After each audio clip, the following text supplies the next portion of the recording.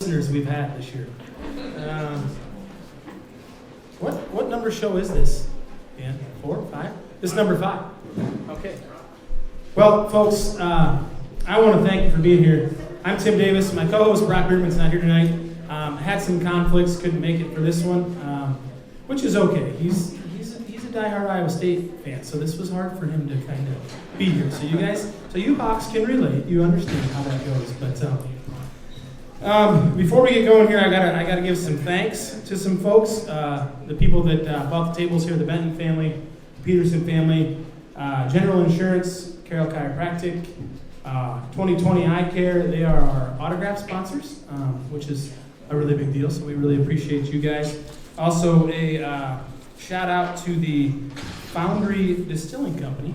They've got some stuff back there with some vodka drinks and things like that. Obviously, as you look around, you can see the swarm stuff.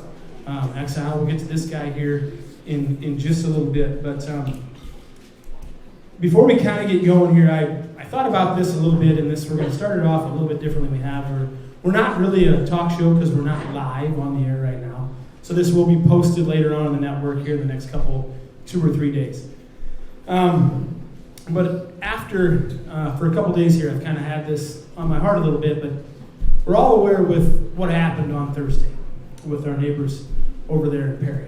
And I'd be remiss if I had a microphone in front of me and didn't say something. My dad would probably smack me upside the head. But I'm not going to sit up here and I'm not going to get political and I'm not going to get religious. A lot of people advocate for a lot of things in the world that we live in. One of the things that I like to advocate for are people. Just people. Because without each other, we're really nothing. And together, we're really something. And we hear all kinds of things about light and darkness and light, and they correlate with good and bad. And there's a lot of darkness, there's a lot of bad things going on in the world. And I can understand that. And because we've probably all been there. But there's a lot of light. There's a lot of good in this world. And a lot of it's sitting right in here. And what we do here once a month is a pretty special deal. But we can't forget about our neighbors to the west because it's really close to home. We've all seen it on the news miles and miles away. But it's real and it's here. But I'll tell you this, if we take care of each other and we're good to each other, and it's easier said than done, because by golly, I've had my times in my life where I've been pretty upset with people and whatever. But I've also had some pretty dark times in my life that I've had people help me get through. So if you ever need anything, I can tell you right now, I'll give you my cell phone number. It's 515-975-0793. If you need me, if you need to talk, if you need to vent, and to be pissed off about something, call me, text me. But you guys could all do that for somebody else too. Because together, we're a hell of a lot better than we are apart. And I'm really, really glad you're here. So you talk about light and all the good that's in the world, it's right here, right now, happening. So with that, we're going to get with our first guest, Mr. R.J. Tursi. Yep, you got it. Is it? Oh, let's turn this on. Dan didn't turn your mic on, did he? Oh, well, rookie move. You got it. Good pronunciation. Okay, R.J. Tursi, owner, founder of Exile Brewing. That's also correct. That's also correct. Okay, we're 2 for 2 so far. Well RJ, done. what's that? I said well done. Well, I've got questions and all these things in here. So we've got to thank Matt and Marianne again for being here, and Matt kind of hooked us up with RJ, and you see the swarm stuff, and we're going to get into the swarm stuff. RJ, tell us about you. Sure. So, like you said, I'm the owner and founder of Exile Brewing Company. We've been open for over 11 years at this point. I also have a couple of kids, so I'm a family man as well. And I used to have some hobbies. I don't really anymore. It's pretty much Exile and kids. So sure. I'm pretty boring, actually. RJ, where are you from originally? I'm from Des Moines. From Des Moines. Yeah, born and raised in Des Moines. Born and raised. Okay. Where'd you go to high school? I went to Dowling. Yep, Dowling Catholic. Don't hold it against me. Brody, it's fine. It's fine. I know he's shaking his head. I get it. I understand. What's the head shake about? Well, he's an Ankeny What guy. happened? He's an Ankeny guy. Yeah. Anyway, we'll talk about it after the show. Any sports? Did you do anything in high school? I football. I was involved. I wrestled. Of course, in you were a middle school down and- guy. Yeah, I wrestled a little bit in middle school and high school, but I was committed to football. You were committed to football. So, yeah. Okay. Why beer? Why brewing? Why beer? So Yeah. after I mean, besides it tastes great. But yeah, of course. Yeah, sure. Of course. Go ahead. So after college, I worked at a winery that was run by some distant relatives of mine over in southern Italy, and I just loved it. It was awesome. You were in Italy? In Italy, yeah. Ooh, So we have. okay. So my grandfather was born in Italy. Okay. Came over here in the early mid 20th century, Okay. and so we still have roots over there. Okay. And I graduated in 2009 from college, and that was financial crisis. I was a finance major, and so there wasn't a lot of stuff out there for me. And honestly, I really wasn't looking that hard. Didn't have any responsibilities, so I moved over to southern Italy and worked at the winery for a little while. Loved it. Loved it. So that's what really set the path for this. In Iowa's obviously a great agricultural state, but wine in Iowa is a pretty tough one, and like my family doesn't own any land or anything like that, so there's it's like, well, so what can you do? You've developed this passion for fermentation and this process, what can you do?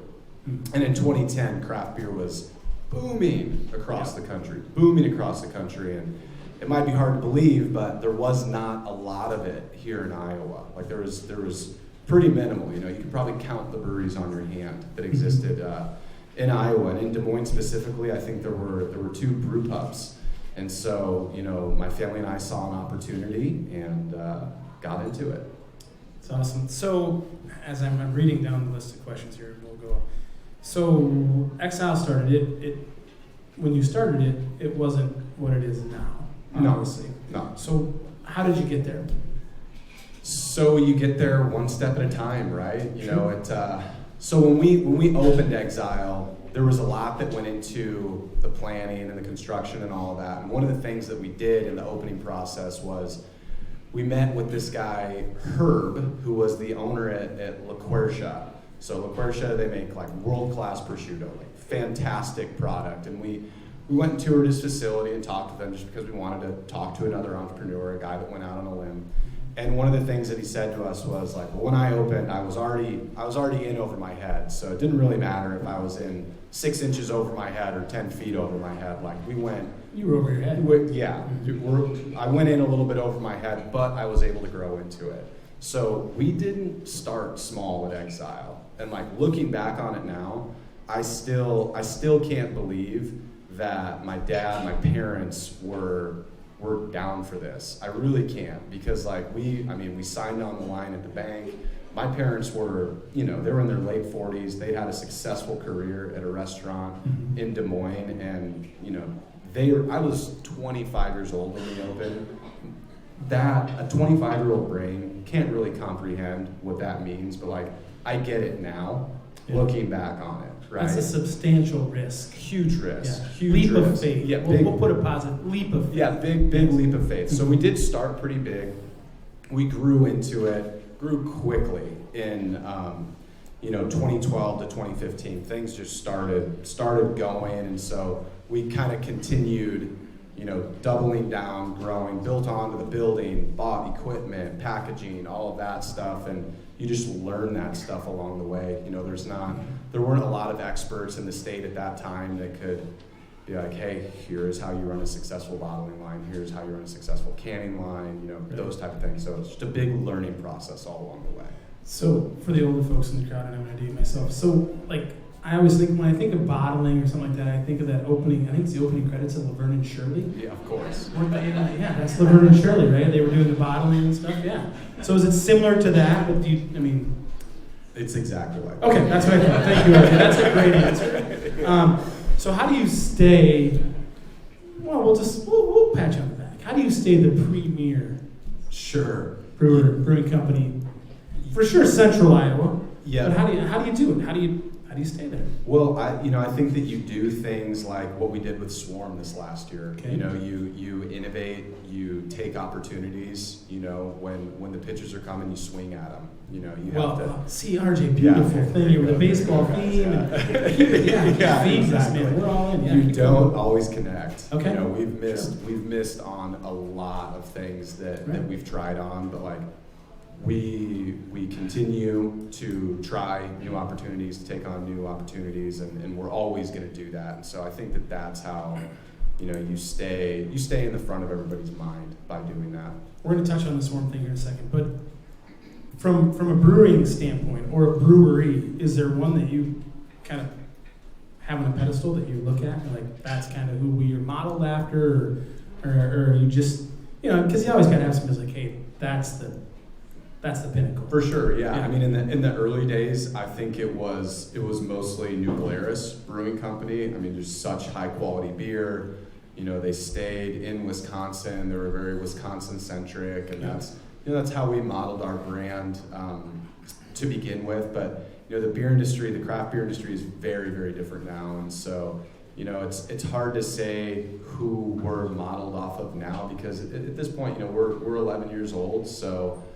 We're kind of our own, but you just always look to the breweries that make high quality beer, that have great spaces for bringing people together so that they can enjoy the beer and create a great experience. I was going to say make an experience. Yeah. Philanthropy. Yeah. Important part of kind of who you are. Tell us about the beers that we've got on tap back here. For sure. Give us a little overview of that. Yeah, so Rising Hope is a beer that we've done for many years at this point. It's a beer where we sell it in the brew pub, we sell it to a few accounts, and we donate all of the money from it to the National Pediatric Cancer Research Foundation. So our longtime head brewer, Joey Hansen, he had a nephew die of childhood cancer. This was probably like 5 years ago. Just bad deal. But one of the great things about craft beer is that like you can channel it into these different avenues, and this opportunity was out there. Joey sought it, he found it. I had no idea what it was, and he said, "Hey, I want to be a part of this." And so we're like, "Well, yes, we're going to do that." So that's what Rising Hope is. And then Kokua, this is just a one-off, but it's a fundraiser for the people affected by the Maui wildfires. That was obviously a terrible disaster that happened out there, and I have family that lives in Lahaina, and their house was burned down. And so when we found out that this was an opportunity, we said, well, yeah, we're going to do that and just do a small part to try and help the people out there. So very cool. Favorite Exile beer? Ooh. Yours? Yeah, it depends. This is huge. This is huge. It depends on the day, really. No, favorite one. That's a weekend. Well, Ruthie is my favorite. Okay. Yeah, Ruthie is my favorite for sure. Mostly because she pays the bills. I like beers that pay the bills. Yeah, that's more than fair. So, she's caused me some headaches in the last few years, but she's still paying the bills. So. There you go. There you go. Very good answer. I like that. If you didn't own a brewery, well, you said you were in finance. Would you be a finance guy? I don't know. What other passions do you have? What other passions do I have? I mean, I used to be just an avid cyclist. Like, used to ride my bike all the time. So you're a rag guy? Yes. Well, so. Do you still do the rag? So I didn't do it last year. Kids. I didn't do it last year. Kids and my wife found out that she was 174 pregnant. It was really hot, so it was an easy one to kind of pass on. Your wife is pregnant? She's pregnant right now. Oh, she is? Yeah, So she's pregnant right now. This will be our third. Well, congratulations. Thank you. Yeah. Thank Give you. her a round of applause. Thanks. I don't know what you're doing, but I guess good job. So yeah, that was one of the first. I think we have a bus. We have a rag ride bus. Oh yeah, you're one of those guys. Rag ride bus. Yeah. We are, and so you're like Matt. I think that like that was one of the first like really cool things that we did that just like got our name out there in a different way, and like a part of Iowa culture that I think it's the greatest part of Iowa culture. Rag brag. I think it's the best way to experience You're Iowa. Such a cyclist. So the state fair is awesome, right? You can go to the state fair, you can really experience great Iowa culture that way, but it's all in one spot, and RAGBRAI, it just switches every year, and like you stay with different people and experience their hospitality and stuff. So it kind of takes over the state, so you could say it kind of swarms the state. You could say that. You See could what I say did that. there, Yeah, everyone? good transition. Yeah. Yep, very nice. Okay, so you would own a bike shop then, maybe, if you didn't. Maybe. Yeah. There's still time, man. There's still time. You're gonna have to have a job for those kids. That's right. Yeah. Fix on bikes. That's right. So let's talk about Swarm. Sure. How did it come up? What was it? Did you take it, or did somebody bring it to you, or what does that look like? So, Brad Heinrichs, who is the CEO of the Swarm, he was putting it out on message boards that he wanted a beer to be part of the organization, and it was like friend of our director of I think my mic just stopped. It'll go. Yeah, it'll go? Yeah. Okay, all right, there it is. So friend of our director of operations who's on the message board saw it and was like, well, hey, are you guys interested in doing this? And thought about it. We're like, well, yes, of course, we want to do this. Like lots of Iowa fans at Exile. I'm an Iowa fan. I didn't go to Iowa, but I grew up. I'm big time. Yeah, I grew up going to the games. Brad Banks was a senior when I was a freshman in high school, so that was like, yeah, they were amazing at that time. And so we basically threw our hat in the ring and pitched to those guys and how to package. Hey, this is what we want the beer to be like. This is the way that we see the branding going down. This is the revenue share that we'll give you. And had a meeting with them, and then they came to the brewery to check out Exile, and we struck a deal. So you had to pitch yourself. So there was other players as far as breweries maybe. I don't know exactly who was there, but yeah, we had to sell ourselves for sure. Very good. Some of these questions. This one on here is I gotta wait, but is it going as well or as good or better or not as good? How would you say as far as, because it's new, so how do you feel about it? So I would say that it's far exceeding our initial expectations, but it is underperforming the expectations that we then developed after like the first month. Yeah. So we all got a little crazy with it, and it's not there, but it's done significantly better than what our initial expectations were. Awesome. So because you have this warm beer and whatnot, and you own Exile, are you on the hiring committee for the next offensive coordinator? No. You're not. They don't have anything to do with that. You didn't get that call. Did not get that call. No, I've coached from the stands. Sure, like, you several and times. every other Iowa fan. Exactly. But listen, the guy back there in the Iowa hoodie and the hat, he coaches every Saturday from Kinnick Stadium. Yeah. That's you, Nels. I see you back there. But they don't listen to me. So we had to ask because we thought you might have a little pull. No. So NIL stuff, and that's what it's about, right? Is getting the athletes paid and stuff. Yep. Is there any more NIL partnerships, anything like that in Exile's future? Do you see that at all, or? We're definitely going to focus on Golden Ale and just still building the brand and why it's important and what it could mean to the university. But I think at some point we'll have spin-off brands for people that might not necessarily be beer drinkers, maybe they're seltzer drinkers, and we can just penetrate a little bit more. But the first thing we need to do is get a good marketing campaign going that initially it was like, hey, people need to know why the Swarm is important, but now I don't know if that's the route to go, or if it's just like, hey, build the association between winning and drinking this beer. So, because that's really what it is. Right. We want to win. We want the Hawkeyes to win. That's why we're doing this program. For sure. So, what's next for Exile as far as beers, locations? Are you branching out, or? Ooh, you turned out. No. Are you branching out, or what do you think? No new locations. It's we love our location. We just want to keep polishing that, making sure that things are going well down there. We'll have new beers this year, like we always do. As far as like big brand releases like Swarm, probably nothing like that this upcoming year. But again, still just getting the marketing behind the Swarm Golden Ale and getting it adopted by the fan base, so that we could donate some serious cash to the Swarm. You know, this year we've donated almost $200,000 in the first 6 months of the program, but you know, that's something that over the next 5 to 10 years we want to get that up to $1 million.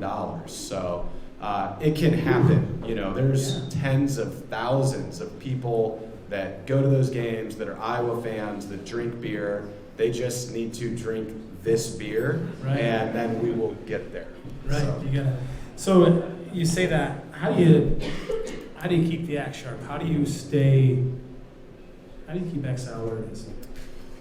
Yeah, I mean, you're not going to expand. You said that. But you want to polish it. It's little improvements every day. Right. You know, it's little improvements every day. It's looking back on, you know, not just how your day went, but how did the last quarter go? How did this program go that we just did? How could we have executed better? What connected? It's just a lot of reflection, and then looking forward, and then putting the pencil to the paper and coming up with a plan and making the proper adjustments.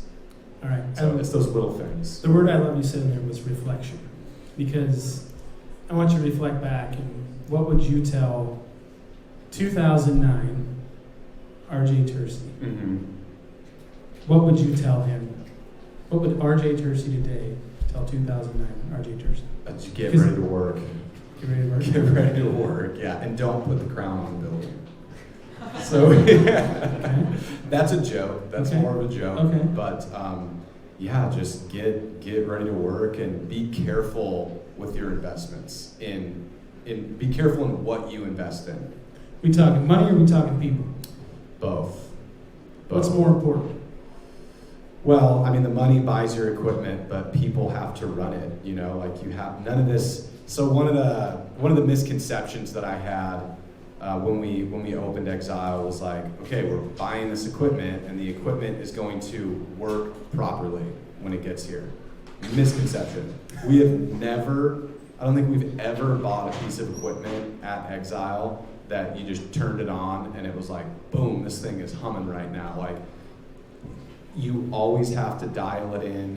You always have to make adjustments to it. And the engineers that the company sends out, you get them for a couple of days, and they're like, that's working. That's good. No worries. Yep, see ya.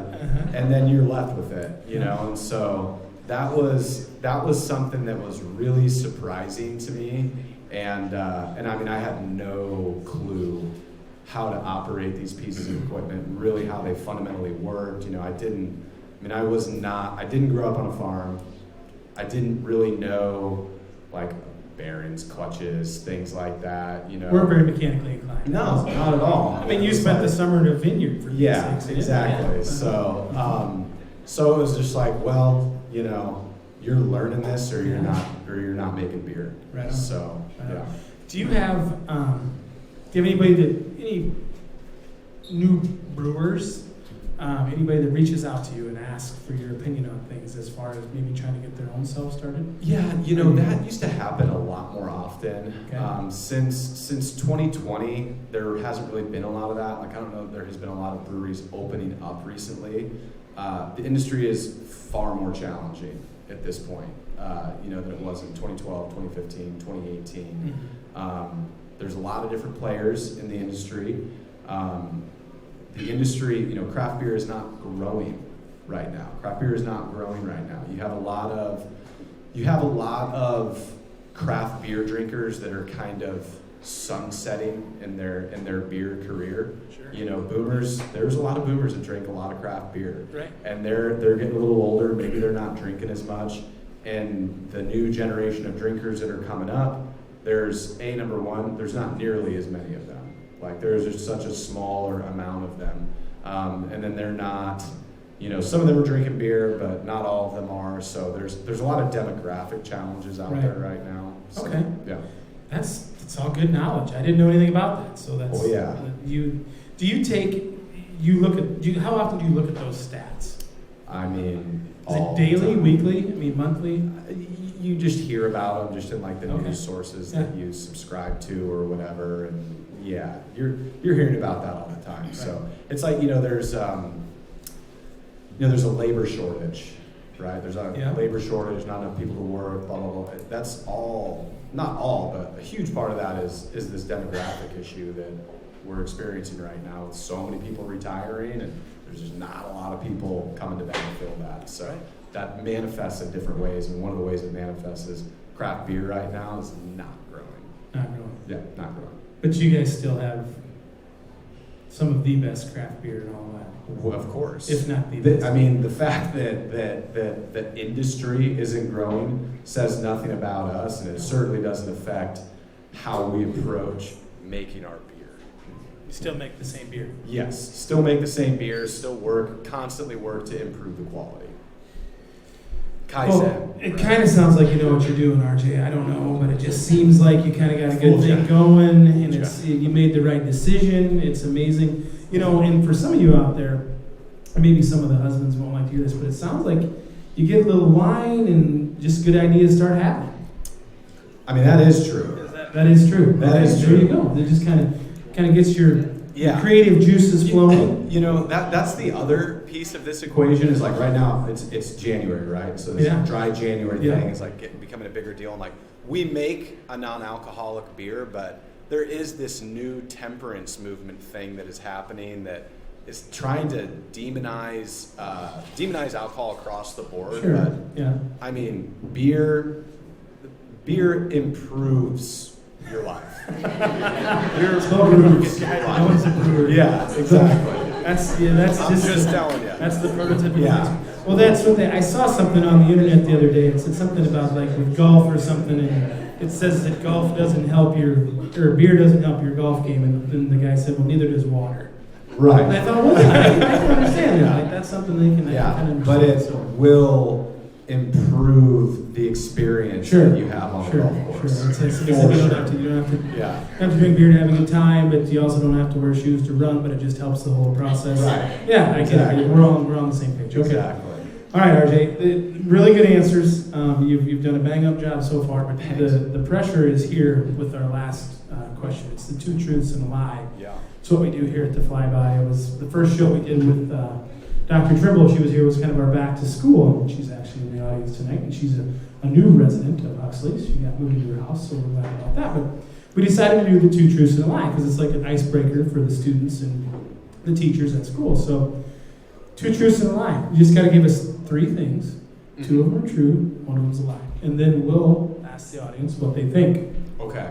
Give me All number right. one. Give me like 10 seconds just Okay. to like organize my thoughts and try not to give you the 10. Well, if you tell us that you didn't go to a winery in Italy, we know that's the lie. So Yeah, don't I do know. that. Some of the things that I was going to say I gave away in my Yeah.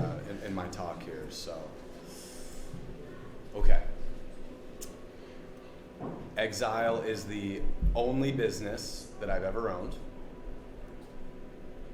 Okay. Only business you've ever owned. Only business I've ever owned. I have run 2 marathons and a half Ironman with my jaw wired shut. Wow. And so that half Ironman. Were you the Ironman? No, that's the name of the race. Oh, I thought you were the Iron with it. Well, okay. I Anyway. don't know if that's iron or not. Ironman. Okay. Mhm. Jaw wired shut. Wow, at least you couldn't throw up then. You can still throw. Okay. Anyway, go ahead. What's the last one? And I was an all-state linebacker in high school For Dowling, right? for Dowling. Okay. All right, here we go. First one.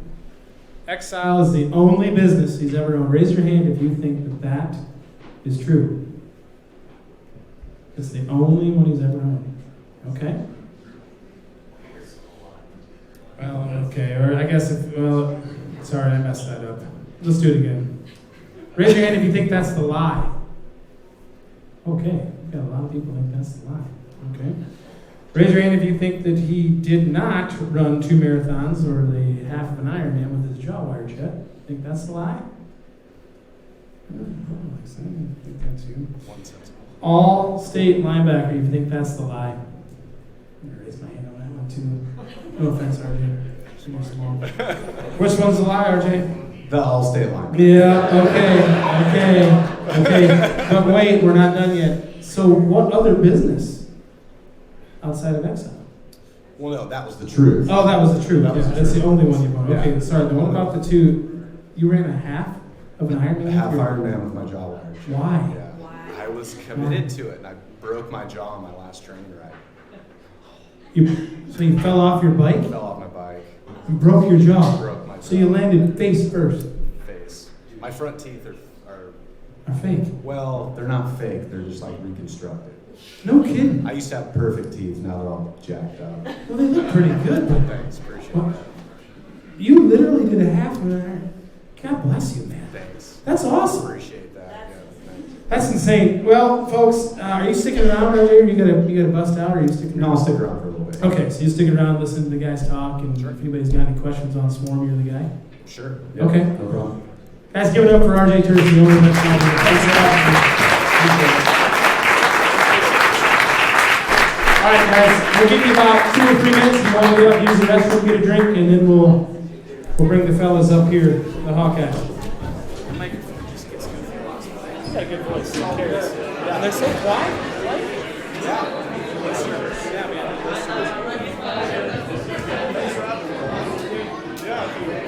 I don't know if you do anything. I should give you my card. I do get stuff on the side. Yeah, it's nice.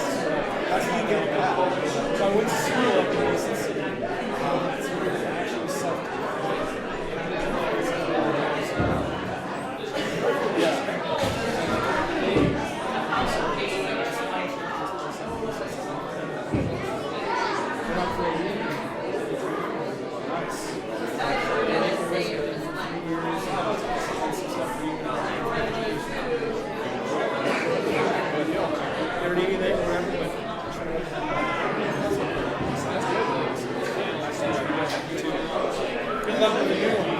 In March.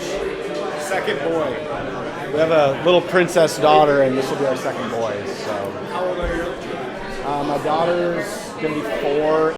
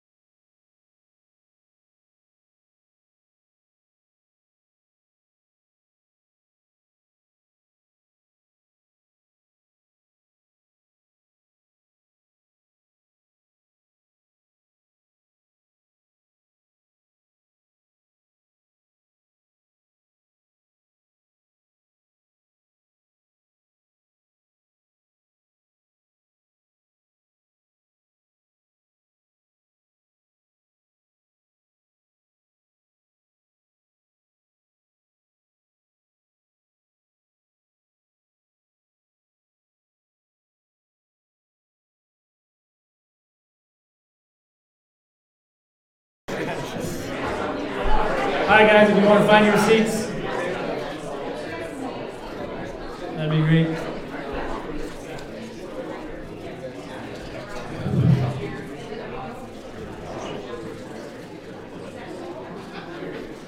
Did you guys have these at all? We might stay on that.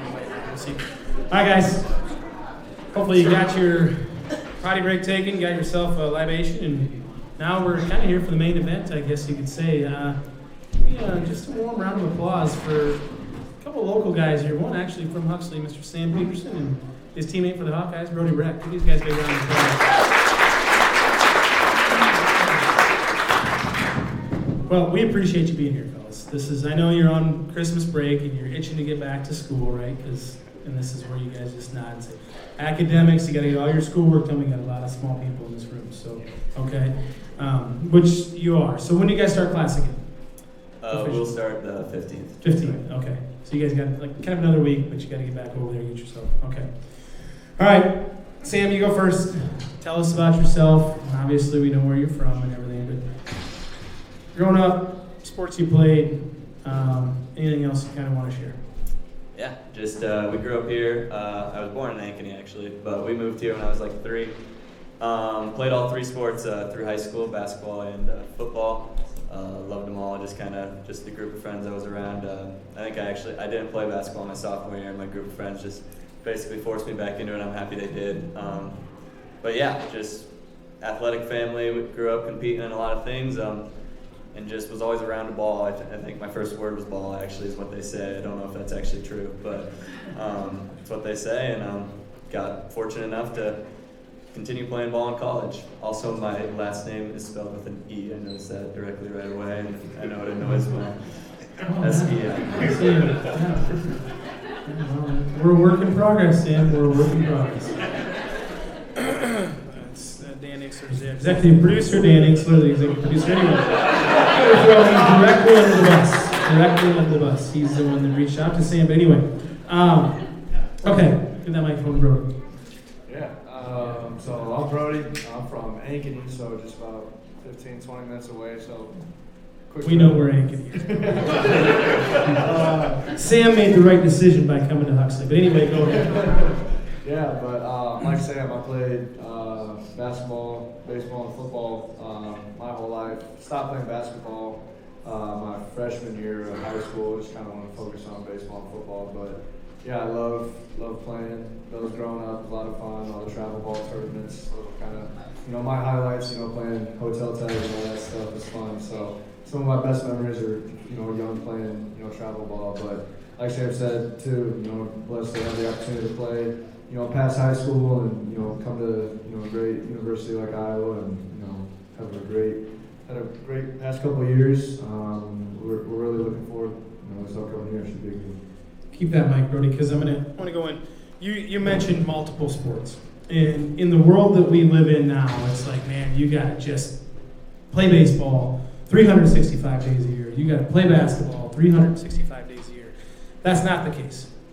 How important, or I guess not how important, but what did it do for you by playing multiple sports? And Sam, you'll have the same question. Yeah, I mean, it really, for me, you kind of really just got to figure out what you wanted to do.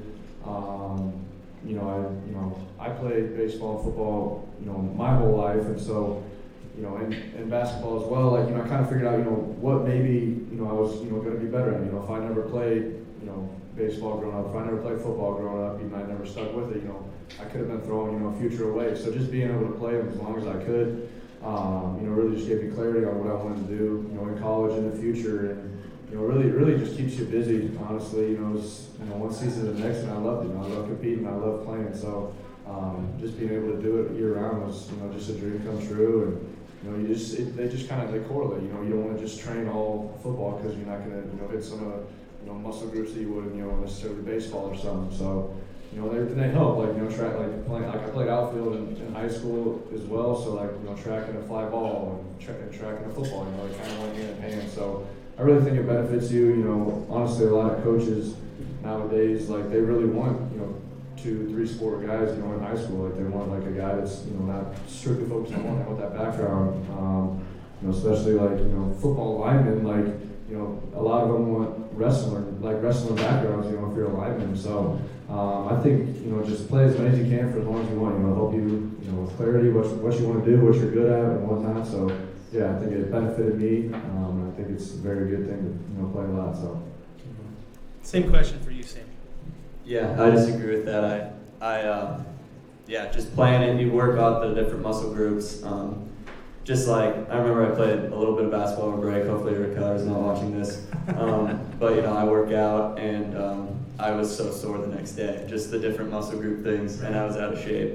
I think it just benefited me growing up, and, you know, as someone who gets to play baseball 365 days a year now, I'm happy I wasn't doing that my whole life because, you know, I love baseball, I love it all, but whenever I get to play basketball or play backyard football with my buddies, it's always a treat. So I would not, if I could go back, I want to give it up. And, you know, I remember getting recruited. Coaches think it's important for you to play, like Brody said. Even talking to, you know, some people at the next level, they ask you if you played a lot of sports, and it's a good thing when you say yes. They see that as, you know, someone who's always wanting to compete and, you know, just didn't play baseball because he was good at it.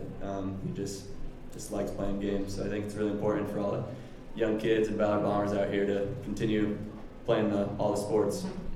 And you guys both said it in your comments, and for the young people and even us as adults, competing, right? So you're competing, whether it's against yourself, but it's always more fun to compete with your buddies and be part of a team, which is incredible. Sam, tell us about, as far as your recruitment to Iowa, and I had somebody over here earlier that wanted to maybe ask a question, and we may have that happen, but Iowa State doesn't have a baseball program. And so as far as your recruitment to Iowa, was Iowa tops on your list? I mean, or was there others that kind of came in and, you know, kind of tripped your trigger, piqued your interest a little bit, or what did that look like for you? For me, I started getting recruited sophomore year. I still remember our recruiting coordinator, Marty, who's now really close with me. I remember him coming. He came and watched me play at Gilbert, and I'll always remember that day. It was a big deal, and, you know, I grew up, went to a camp at Iowa, loved the coaches, loved the facilities. So yeah, I'd say at a young age, it was a dream of mine to play for Iowa, and then as I got recruited later by a couple other schools, took some visits elsewhere, but you know, just kind of the thought of playing for a team that didn't kind of say Iowa across your chest didn't feel as meaningful, I guess you could say. And, you know, obviously the decision I made is really going to pay off this year with the talent we have on this team. The amount of winning we've done and what we're about to do with Iowa across the chest just has a different special feel, if you know what I mean. Yeah, absolutely. That might. Brody, it's the same question to you, man. Yeah, mine was a little different. I really wanted to play football, so that was kind of my whole recruiting process. I was really just trying to figure out where I wanted to play football at. I wasn't really kind of worried about baseball. You know, I just, you know, I had it in the back of my mind, you know, that might be something I wanted to do, but I was football, that's what I wanted to do. So when I kind of, you know, Sam hinted on it, like, just being from Iowa, like, that's, like, it's, you know, I take a lot of pride, you know, playing for a university that's, you know, from the state I'm from, and so, you know, I really kind of, you know, narrowed it down to Iowa and Iowa State, and like you said, you know, Iowa State, you know, really, they don't have a baseball program, and so when I really sat down and thought about it, about what my future might be, I really couldn't give baseball up, and, you know, just being from Iowa, growing up a Hawkeye fan, like, that was just really something that was super important to me, so, why I'm here, so. Well, there you have it. That's why we got two Iowa Hawkeyes sitting here, two little guys. So that's awesome. But if you want to give that mic back to Sam here. Sam, tell us what a day in the life of Sam Petersen is, and we'll go off season first, and then in season. What does that look like for Sam Petersen? Well, over this break, kind of I'll wake up at 9:30, and then I have a loving girlfriend who will come feed the machine for me in the morning and get the baseball part out of the way. She's probably really embarrassed right now.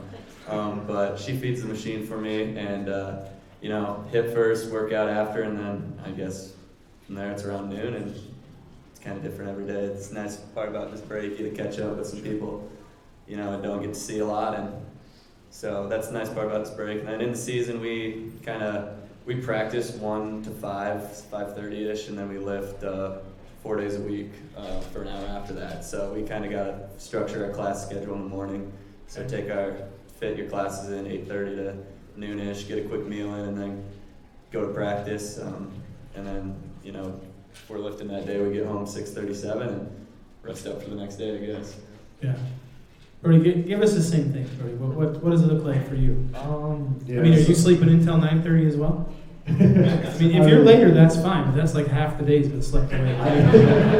I'm so old. Get off my lawn. Anyway, go ahead. I mean, I try to get to bed at a decent time, and I kind of just wake up. My body, wakes itself up. Oh, okay. So Yeah. I sleep a little bit, but I mean, right when I wake up, I mean, I get, I do my morning routine and whatnot. And I make sure I get some breakfast in me. Have the same thing every day: 3 eggs and half an English muffin with peanut butter, 2 glasses of milk every single day. Every single day. Every single day. There you go, guys. So I do that, and then I'll eat, like Sam said, I try to get it out the way.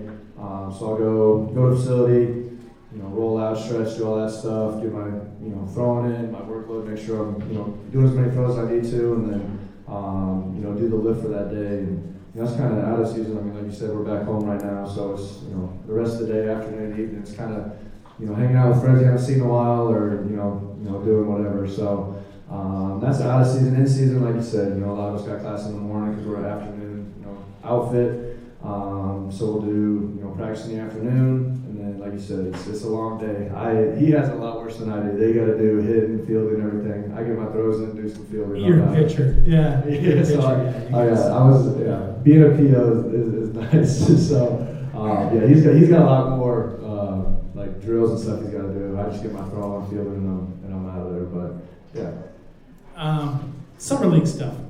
We talked a little bit about it over there on the bar side, but what did that look like for you this summer? So this summer I did blessed to have the opportunity to go out to Cape Cod, play out there for a few weeks. It was a lot of fun. Everything it's right on the coast out there, right on the beach. It's great players you're playing against. It's the best of the best go out there. So it was super fun to go out there and compete. See how your stuff holds up against some of the best guys in the country, and just seeing all the different talent there. Scouts at every game, and something that I didn't expect is like the fields out there, like a bunch of like high school field. Like I was expecting like big, like fancy, fields and whatnot. It's like no, it's like there was one that didn't even have like fences on the side. Like it was crazy. Like it was just like a bunch of like middle school, high school fields. So, but it was nice. I mean, we didn't have any, nothing besides baseball. So you sleep in, you eat. We didn't play until 7 o'clock on home games. So, I mean, that was, doing nothing throughout the day. I brought my Xbox out there. I was gaming a little bit, maybe go to the beach or whatever. But it was a great experience. It was a lot of fun. Wasn't as warm as I thought it'd be out there. That breeze coming in off the East Coast, a little chilly. But boy, we really feel for you, Brody. It wasn't as warm, and I think the description you just gave, I think for every male that's 30 or 25 or over, is called living the dream. That's what you just said. Well, I got to wake up and I played some video games and I had to go play baseball. But the weather wasn't very nice, so I had to wear a shirt to the beach instead of no shirt. I get it, okay. Sam, take the microphone from me. This guy, unbelievable. Anyway, Sam, you were a Cape Cod guy as well. Yeah. Who'd you play with? I played for the Bourne Braves. The Bourne Braves? Yeah. Okay. Tell us about a day for the Bourne Braves with Sam Petersen. Yeah, I feel a little scared to say, but I just woke up. Whenever I wanted. We played at 6, so maybe. Oh, whoa! You had the early shift. You okay, buddy? Okay. Keep going. But we would do whatever you do till 2. I don't play much video games, but I watch a lot of TV. I don't know. Did you have a job? Playing baseball? No, I did not, yes. Just playing baseball. Okay, Yeah. continue on. But I got to the field at 2. Group of guys, we'd hit 2 to 3, and then we'd take our formal batting practice. So we'd hit then 3:30 to 5, sit down while the other team does their thing, and then we'd play at 6. But it was more grindy. We didn't. He's trying to save face, guys. Go ahead, Sam. But it was the top league. But like Brody said, we were in it was a really pure form of baseball, I guess. We were in some backfields, and that field Brody talked about without the side fences is where we played the championship game on, and there was 7,000 people up 2 hills on the side. It was kind of low, and it was almost felt like Field of Dreams vibe. And my dad I'm playing left field, and he's sitting there without his shoes on, buried into the grass.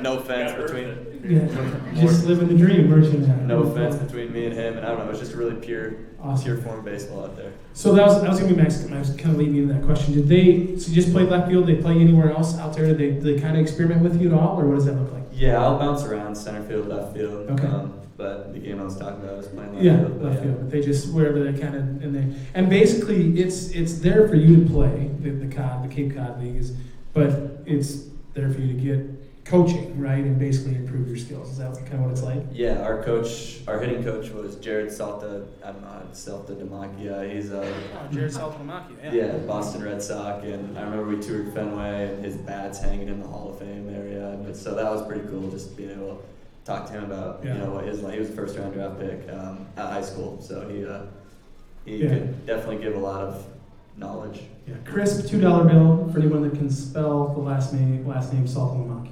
Okay, and you can't Google it either. I see you kids on your phones. Doesn't work. Anyway, awesome. So he was your hitting coach out there. Yeah. Very good. So we got through that one.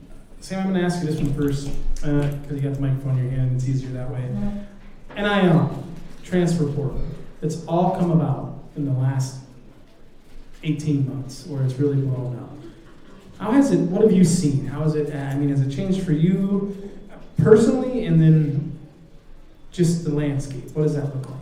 Yeah, I lost a good buddy of mine transferred, but for me, I don't know. It kind of just never crossed. I guess I can credit my mom for this. Just kind of how I was raised. How many times she's told me just finish what you start, and transferring really never crossed my mind personally. But it is weird.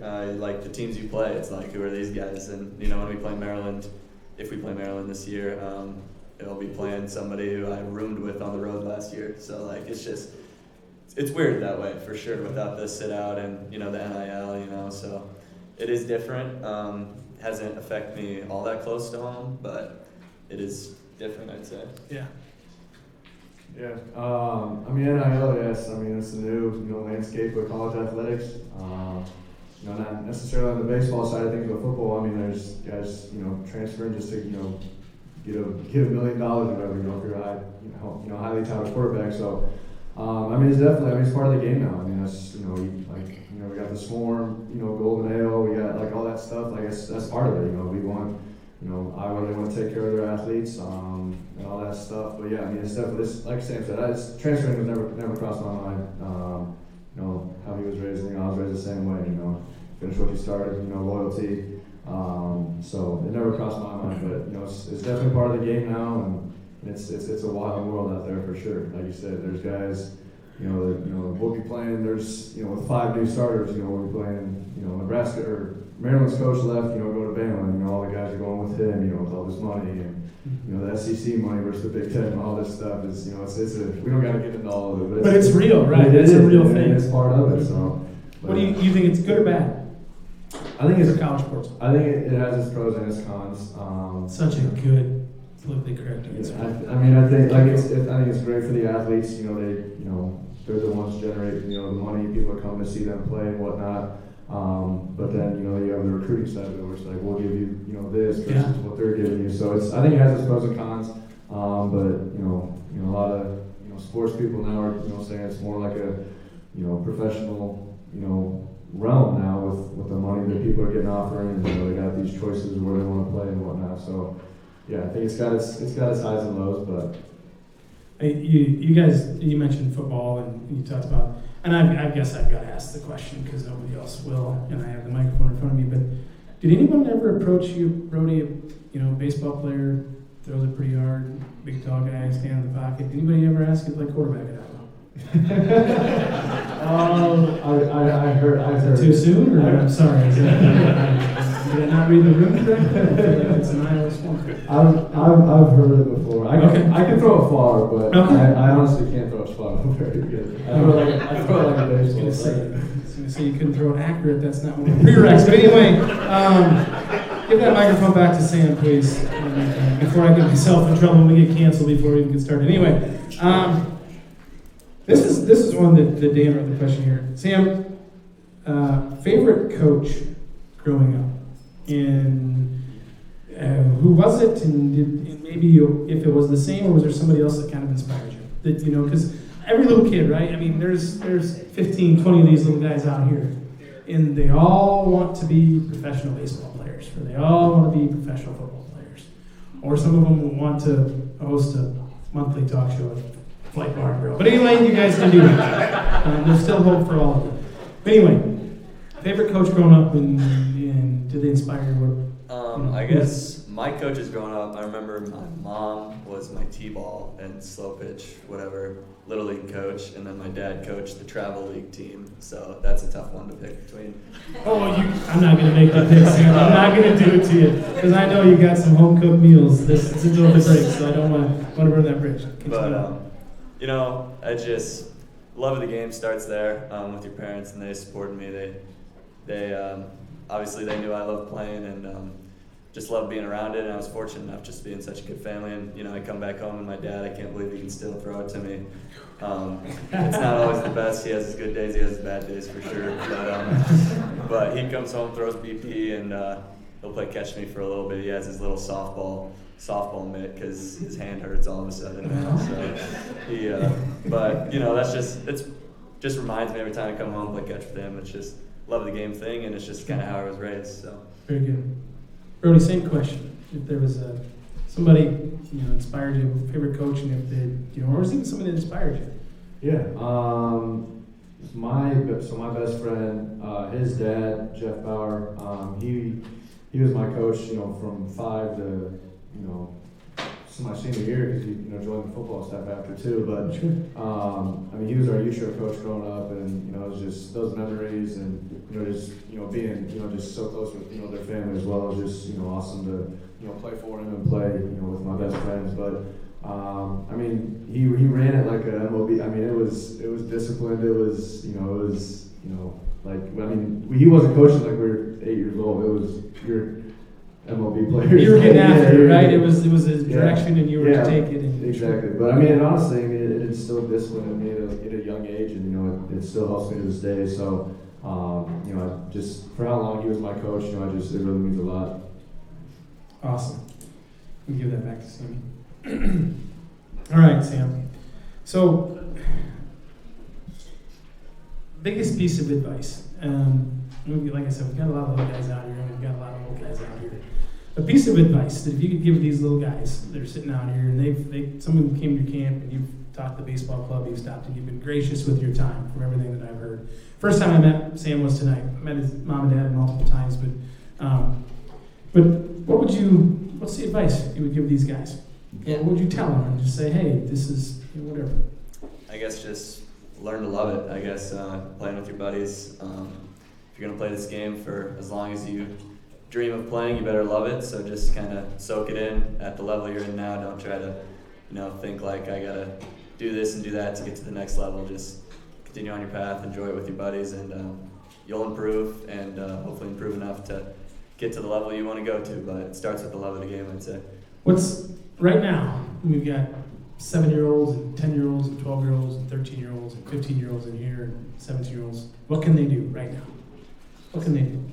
Just swing the bat more, throw more, play more baseball, play more sports in general. Just compete. Just compete. Yeah. I played backyard baseball growing up. I played, Wii baseball, I guess you could say. Sure. But all sorts of things. We played basketball at the Slater courts. We just compete and move around and get bigger, faster, stronger doing that. But the fun part about, doing the stuff I just described is you don't really feel like you're working out to improve, I guess. It's just kind of fun, and you just get better. So just move more, sit less maybe. The video game guy over here, but that's a pitcher thing. If you're lucky to be a PO, you can show up for an hour a day and throw 100. It works out, right? More power to you. Become a really good golfer, a really good video game player. Right. Sleep till 7. Brody, same thing with you. What would you tell these guys? What's some advice? My advice would just be, never let anybody tell you your dreams are too big. Dream big. My dream was always to play, professionally. That's what I wanted to do. And every time I said that, I would get hit with the statistics of it's like only 1%. Would only go to D1, and then 1% of that only makes it to the league and all that stuff. But turn that into fuel, turn that into motivation. Work harder. Be that 1%. So yeah, just aim big. I'm probably gonna mess the saying up. It's like you aim for the moon and you miss, you're in the stars, or something like that. So just like I don't know. That's good.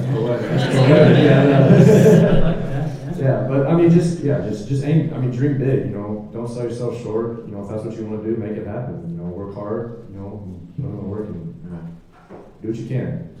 If it's at the end of the day, if it's not something that works, it is what it is. But do everything you can to put yourself in that position to make it work. So. And it takes work, right? It does. It does. Takes I mean, work. yeah. I mean. Even if you're 6'5" and with the arm of the thunder of God in your right arm, you still got to work at it, right? Exactly. I mean, yeah. I mean, there's very few athletes that are just. There's very few Michael Jordan, LeBron James. There's very few of those people like, hard work. I can't remember who said it, but hard work beats talent when talent fails to work hard. So. Just keep working. You're not going to get there. Just overnight. It's just 1% better. If you get 1% better each day, at the end of the year, 365% better. So, yeah. I'm not saying these are all things I've read in the books. That's all right. That's all right. That means you read. That means you listen. That's good. No, I get it, man. That's all good stuff. I'm gonna hand that mic back over. Sammy, we talked a little bit about this out there in the room before, but. This is pretty awesome to even be asking this question, and it's pretty cool, and it's kudos to your mom and dad, and obviously you speak very highly of them. You mentioned a couple times, kudos to mom and dad, but the Major League Baseball draft and the process and that kind of stuff. You go to the Cape Cod, big time league, that's not just for everybody, and we talked a little bit about it out there. The process, has it kind of started a little bit? I know you said it kind of kicks up more towards the end of the season, but what does it look like so far to this point for you, Sam? Yeah, I think how we structured it, our team-wise, I met, Brody met. We met with a lot of the teams in November before we left, or December before we left. Just kind of got meetings with their entire job is to make sure we're not serial killers, I guess. They just ask you questions, get to know you is their job, and basically they do.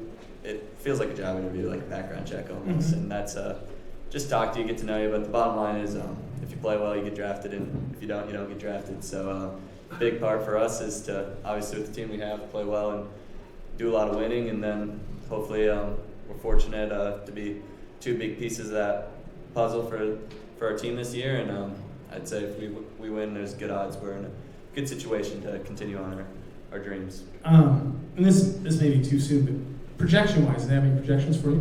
Did they tell you, say, hey, we like you here, or maybe this is this, or do this better, and you're going to go here? Is anything like that said? Yeah, no, not better. They just hit the ball harder, hit the ball, run faster, hit the ball more, sure. And it's just simple as that. All that projection stuff. Even if they say it, I don't think much of it matters until you play this season out, and I'm sure all that will come after the season. But at least in my opinion, figure I just focus on winning and being a big part of the team, and chips will fall where they will at the end of the year. Sure. Brody, same question for you. Yeah, I mean, like Sam said, we had meetings kind of the dead week before finals. I think we met with 15, 16 teams, whatnot, over like a 3-day period. So it was a long 3 days, but I'd rather be in a position to have those meetings than not. So it's definitely blessed for sure. But yeah, and like he was talking about, everything. It's January right now. Draft's not till mid-July. So honestly, just trying to take it a day at a time. Not listening to all the outside noise, not listening to the projections, all that stuff. Just trying to do what I can do to get better. What can I do today to get better? And like Sam said, if we have a good year this year and we work hard, we put ourselves in the best position to succeed. We'll probably have an opportunity to play, at the next level. But we're just trying to take it a day at a time right now. Our first game is February 16th, something like that. So that's kind of where our focus is at right now. Just getting ready for that opening day. This isn't on the sheets here, but what was your favorite Major League Baseball team growing up? I honestly don't have one. Okay, there it watch is. a lot of baseball growing up. One of the 15 or 16 teams that talk to you, brother. No favorite team. Sam, favorite team growing up? My favorite team's the Cubs. The Cubs, okay. Probably because I got to stay up till like midnight, 1 o'clock every night when they were in the World Series. There you go. Yeah. School night, got to stay up. So yeah, I remember my dad shed a little tear when they won.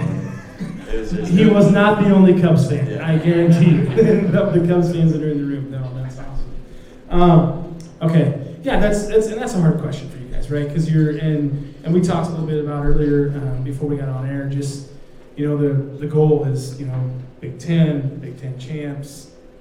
We talked last year. It was like, hey, regionals, and that's the thing. But you guys feel like you as a whole, as the Hawkeyes and Coach Heller, you got a great shot to make it to Omaha, right? I mean, that's has that been the central focus for you guys? I mean, from last year as the season ended, and you do your own thing and all that, but everybody's pretty bought in the nucleus. I mean, you said you had a guy that left that you roomed with, went to Maryland. The nucleus is still there, and you feel like you're on the right path. Yeah, correct. I think I look back freshman year we were good, and then last year we were better, and now we just want to keep improving, and we definitely have the talent on the roster to do that, and it just comes down to doing it. And I think we're pretty confident we're about to do a lot of winning and just continue on that path. Absolutely. And we're going to go a little bit off the beaten path here, but I figured since I didn't even clear this with Dan or Matt, so he's looking at me. Well, anyway, he spelled his name wrong, Dan. Anyway, do I have anybody out there, any kid that would like to ask a question to these guys? You're going to get your chance to see them here after to get an autograph signed.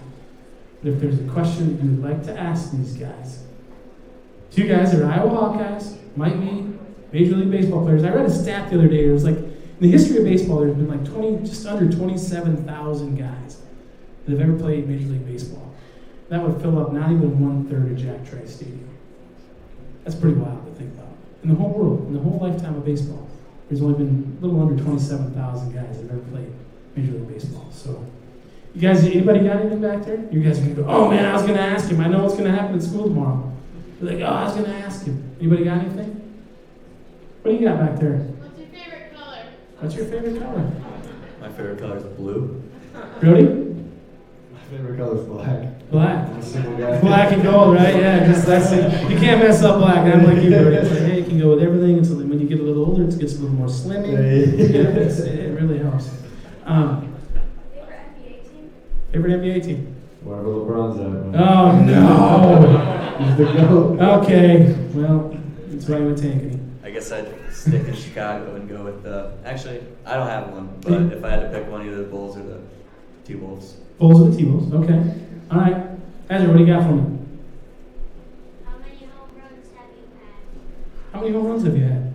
We'll go throughout. Do you know your whole career? I bet your dad does.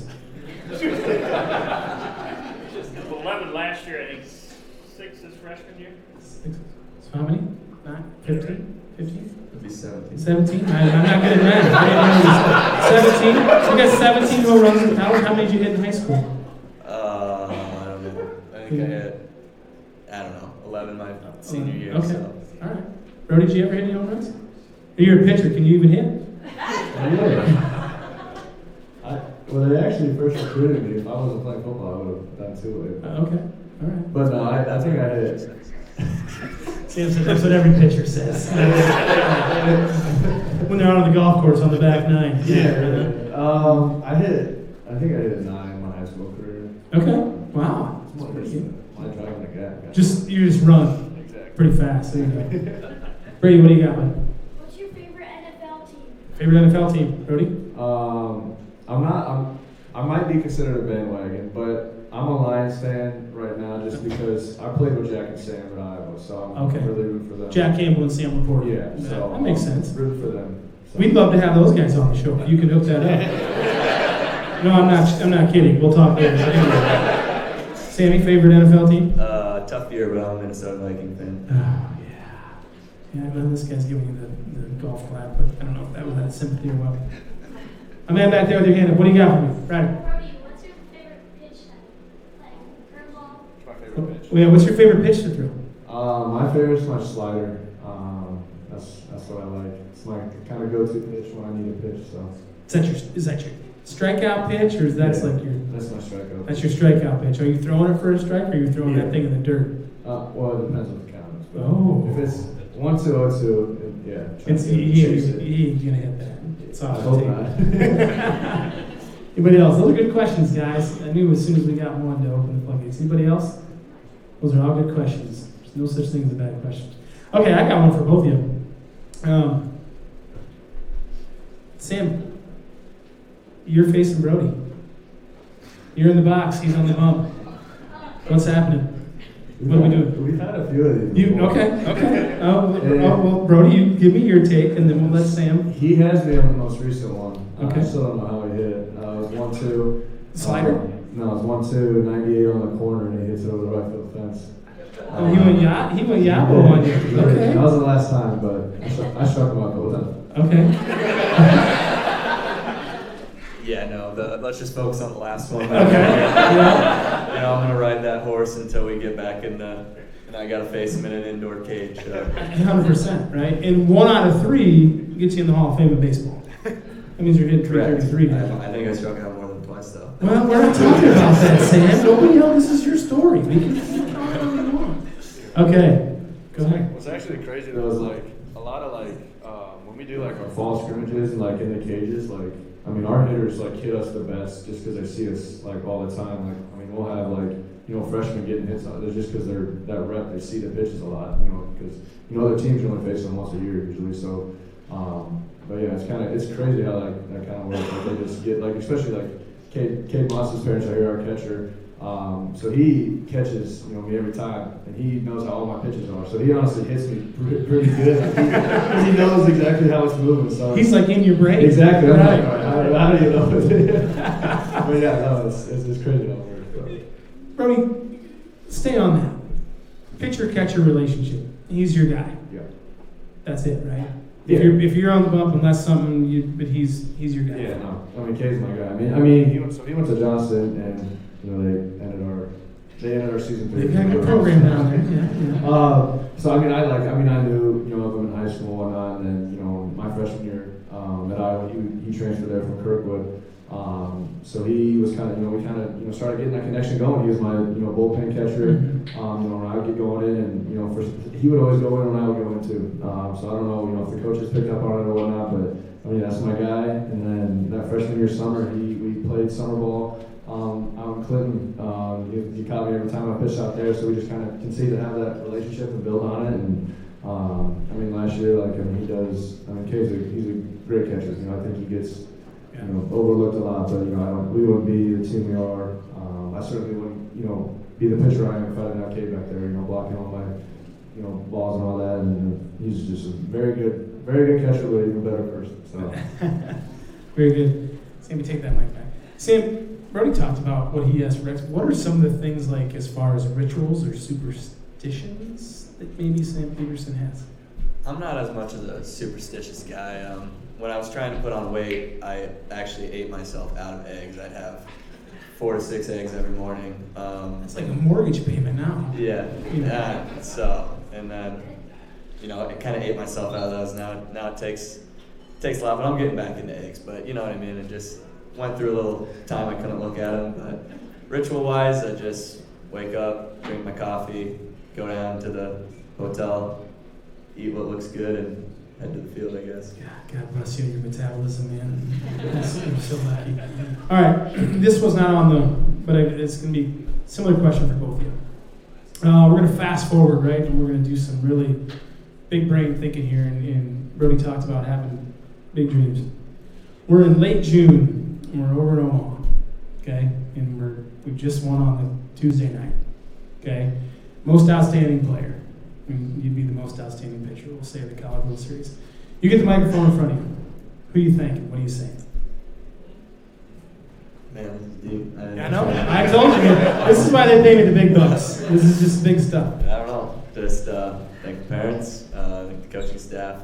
Super generic answer, but I think I get to mean it when I thank my parents and just thank for the opportunity I'd be. But I don't know.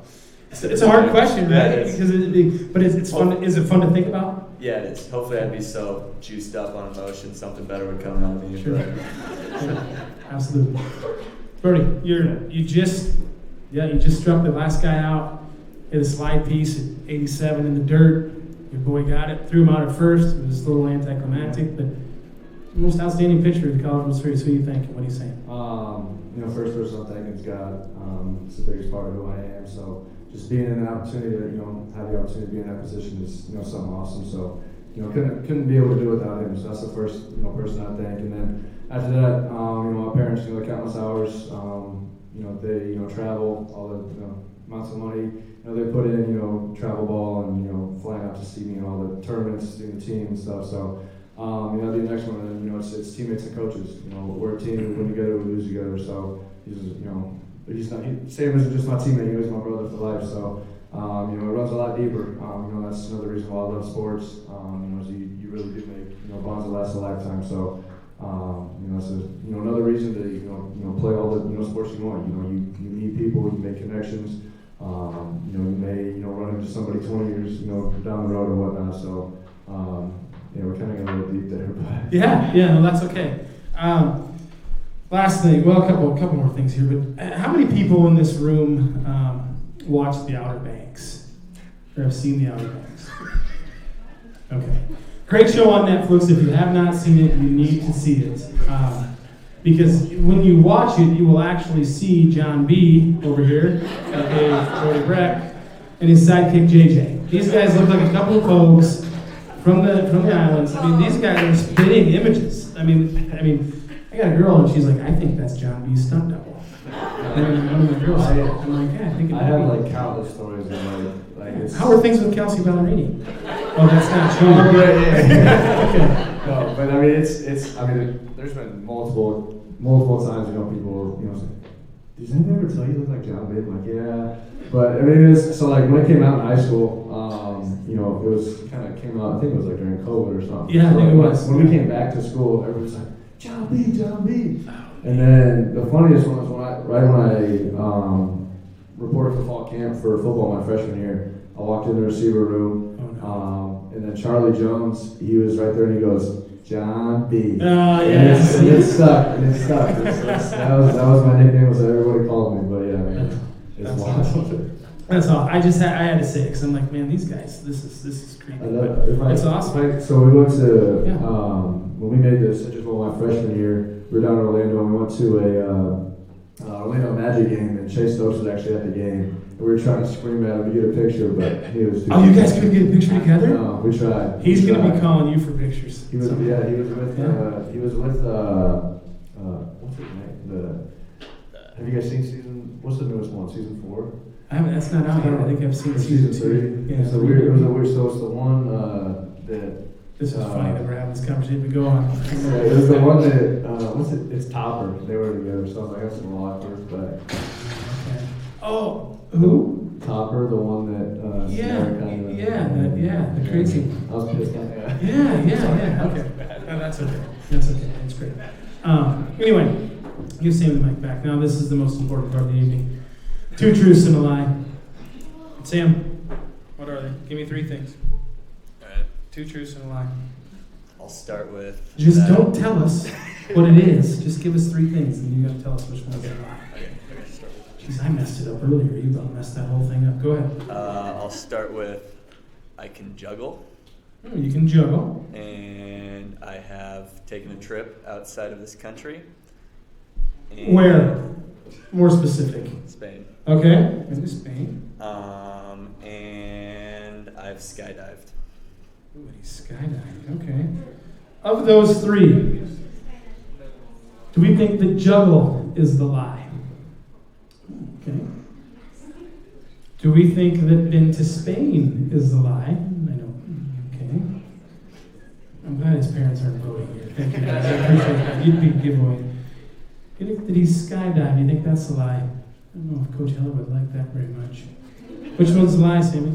I have not been to Spain. You've never been to Spain, but you've skydived? I have skydived. Just once? Just once. Tandem, like with somebody else? Yes. Yeah, not just on your own. When was this? Like recently or? No, this was my senior trip in high school with my high school buddies, and Whoa. Kyler skydived right there in the cyclone sweatshirt. Ulterior motives is what he had, man. His cyclone sweatshirt. It's like, oh, see him get in the plane, it'll be fun. Go Hawkeyes, right? Yeah, okay. Hand that over there to Brody. Brody, what do you got? All right. So baseball is my second favorite sport. My favorite position in baseball is pitcher, and I've gone snorkeling. And you've gone snorkeling. Mm-hmm. All right, who thinks the first one that baseball is his second favorite? Who thinks that's the lie? Okay. Who thinks that, what did you say, your favorite position is pitcher? Who thinks that's the lie? And then snorkeling, who thinks that's the lie? Which one is it, Brody?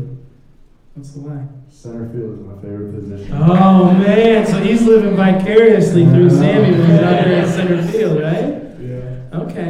Okay. Well, guys, before we let you go, we'll give a couple announcements here, but for you young guys out there,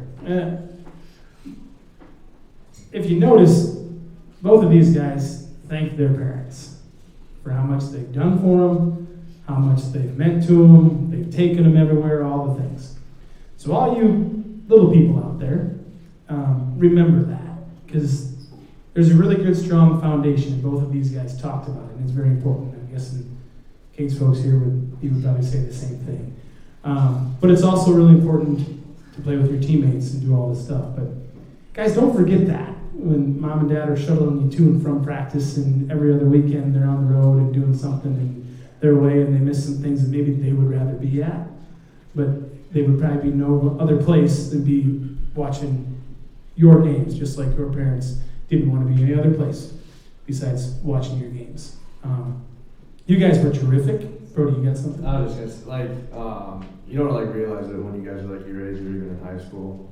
For me, it was like when I went to fall camp my freshman year, when I was all away from new people or away from my people I knew, and I was with a whole new group of people. You go from being a big fish in a small pond to a small fish in a really big pond. So you don't realize it now, but when you guys are older, you guys are gonna know what we're talking about. So just thank your parents and listen to them. Yeah, for sure. Okay, give these guys a big round of applause. They were awesome. So here's how this is gonna work. There's baseballs at your table there, and they were so graciously donated by 2020 Eye Care. Dr. Domino, Lisa is here, and her husband Steve, I think he came in from chasing one of his kids at a basketball tournament, but they're the sponsor. If you would like, you can come up, get an autograph, get a picture with these guys. We will, though, however, before you maniacs get going crazy, the line will start right over here, okay? It'll be one at a time, and if mom or dad or whomever, you want to get a picture, but we kind of got to keep it moving, okay? Because you guys got to go to bed. These guys probably don't have to get up till 9:30 or 10, so that's besides the point. But anyway, so the autographs will start here. If you do not want your baseball, if you don't want an autograph, just leave it on the table. They'll be donated back, I believe, to the Valor Baseball Club, and they'll get used throughout the season. So if you do not want an autographed baseball with these guys on there, you don't have to take one. Don't feel like you need to. But the line will start over here, and you guys can go ahead and again, thank you guys so much.